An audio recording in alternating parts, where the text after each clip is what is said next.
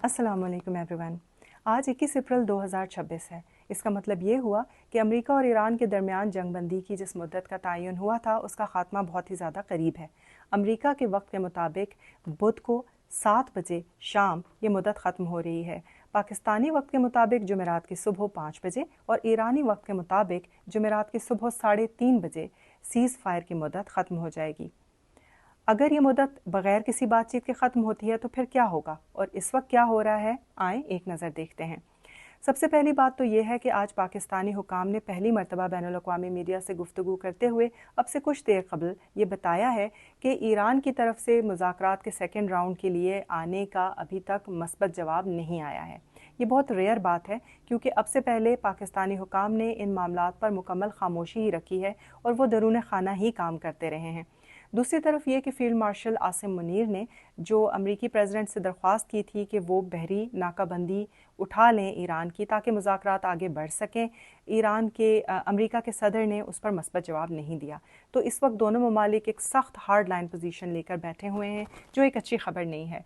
अगर मुज़ाकरात खुदा न ख्वास्ता नहीं होते तो ये उसकी वजह भी बन सकती है, और अगर मुज़ाकरात होते भी हैं अल्लाह करे तो फिर भी वो अच्छे माहौल में नहीं होंगे क्योंकि दोनों ममालिक बहुत सख्ती दिखा रहे हैं।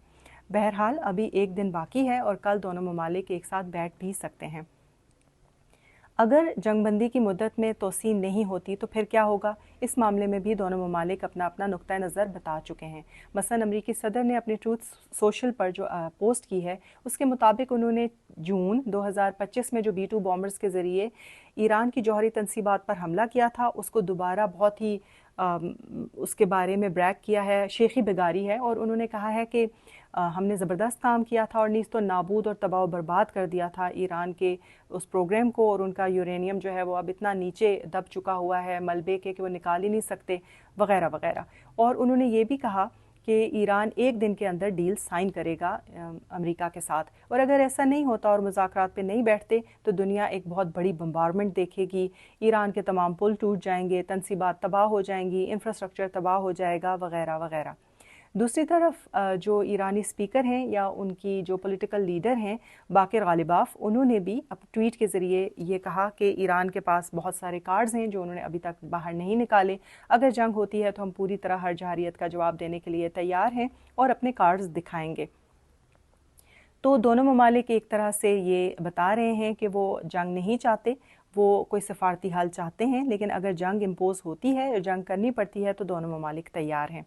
मगर इस जंग से निकलेगा क्या, ये एक सोचने वाली बात है, क्योंकि दोनों ममालिक जो कुछ जंग से हासिल करना चाहते थे या कर सकते थे वो हो चुका हुआ है। मसलन अमेरिका ये साबित कर चुका है कि अमेरिका और इजराइल कम अज़ कम मिडल ईस्ट की हद तक जिस मुल्क में भी चाहें उस पर फ़ज़ाई हमला कर सकते हैं।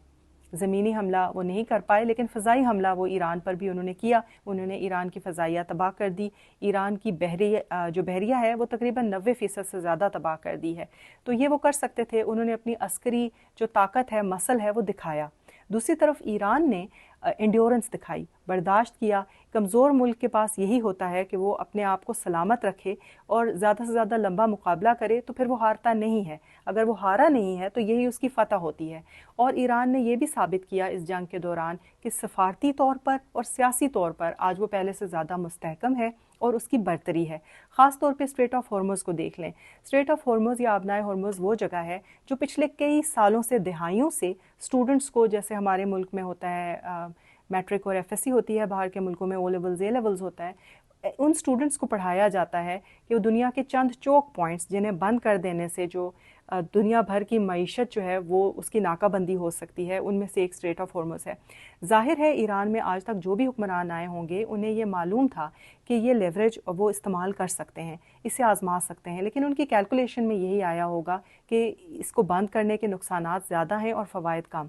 अब जब उन पर जंग इम्पोज कर ही दी गई, जैसा कि कल भी हमने जिक्र किया था कि ईरान में इसे आखिरी मार्का कहा जा रहा है, तो आखिरी मार्के के तौर पर ज़ाहिर है उन्होंने सोचा कि अब या कभी नहीं तो हम स्ट्रेट ऑफ हॉर्मुज़ को बंद कर देते हैं।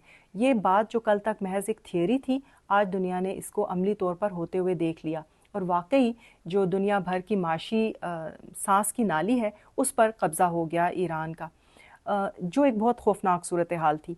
ईरान ने तो ये साबित कर दिया कि उसका लेवरेज है स्ट्रेट ऑफ हॉर्मुज़ पे, और ये इतनी अहम बात आज हो गई है کہ آج ایران کا جوہری منصوبہ جو ہے وہ دوسرے نمبر پہ چلا گیا ہے، ایجنڈے پہ پہلی بات اسٹریٹ آف ہارمز کے بارے میں ہوگی۔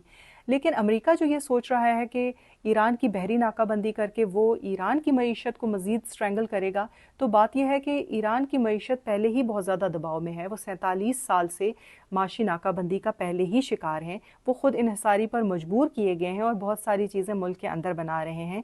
اس کے علاوہ ان کا 6000 کلومیٹر کا بری بارڈر بھی مختلف ممالک کے ساتھ ہے، جہاں سے تھوڑی بہت تجارت اور کام کاج آلریڈی ہو رہا ہے۔ اور خاص بات یہ ہے کہ ایران کی حکومت اور ایران کے عوام معاشی مشکلات کے عادی ہیں۔ جنگ سے پہلے وہاں پہ 60% افراط زر تھا اور جنگ کے بعد 70 سے 72% بتایا جا رہا ہے کہ وہاں پہ افراط زر ہے۔ لوگ مشکل کا ضرور شکار ہیں، لیکن یہ مشکلات انہیں رجیم کی تبدیلی پر مجبور نہیں کریں گی۔ یہ امریکہ کی طرف سے مس کیلکولیشن ہے۔ دوسری اہم بات یہ ہے کہ امریکہ نے پہلے ہی حملے میں ان تمام لوگوں کو ختم کر دیا، شہید کر دیا جو امریکہ کے زیادہ واقف تھے، جو پیس یا امن کی طرف زیادہ جھکاؤ رکھتے تھے۔ اب جو قیادت اس وقت موجود ہے وہ پہلی قیادت سے زیادہ ہارڈ لائنر ہے، وہ امریکہ پر پچھلی قیادت کی بنسبت مزید کم اعتبار کرتی ہے یا بالکل اعتبار نہیں کرتی۔ تو ان لوگوں کے ساتھ مذاکرات ان لوگوں کے ساتھ مذاکرات کی بنسبت مزید مشکل ثابت ہوں گے۔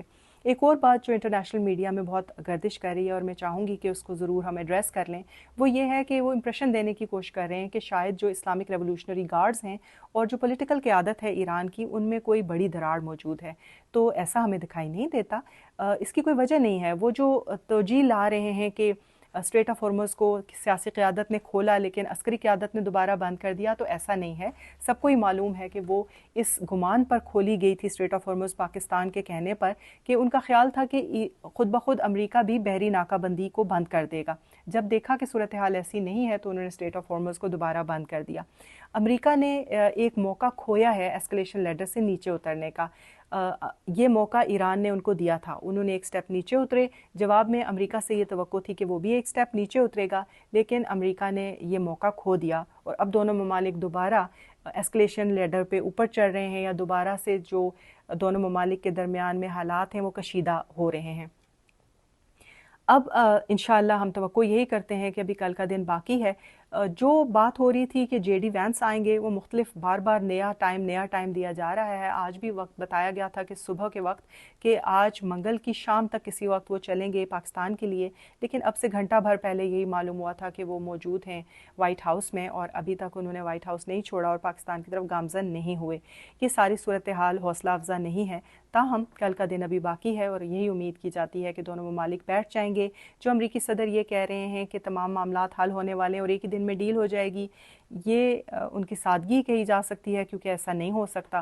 زیادہ سے زیادہ یہ ہو سکتا ہے کہ کچھ بنیادی باتوں پہ بات چیت شروع ہو جائے، جنگ بندی کی مدت میں توسیع ہو جائے، مشکل معاملات حل کرنے میں، طے کرنے میں کئی مہینے لگ سکتے ہیں۔